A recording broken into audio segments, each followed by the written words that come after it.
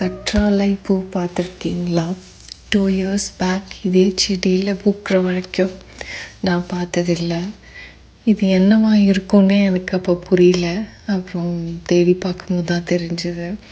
ரொம்ப பழைய செடியில் தான் இப்படி பூ பூக்கும். இது 2வது தடவை இந்த செடியில் இந்த பூ பூக்கிறது. ரொம்ப அழகாக இருக்கும். அதுக்கப்புறம் அதை பற்றி படிக்கும்போது தான் தெரிஞ்சுது, அலோவேரா மாதிரியே இதுலேயும் நிறைய மெடிசினல் பெனிஃபிட்ஸ் இருக்குது. இந்த ஃப்ளவர்ஸ் வாழைப்பூ மாதிரி தான் இருக்குது. இதை டீ போட்டு குடிக்கலாம், சட்னி பண்ணலாம், பொரியல் பண்ணலாம். அந்த சேம் நியூட்ரியன்ஸ், ஆன்டி ஆக்சிடென்ட்ஸ் நிறையா இருக்குது இதில்.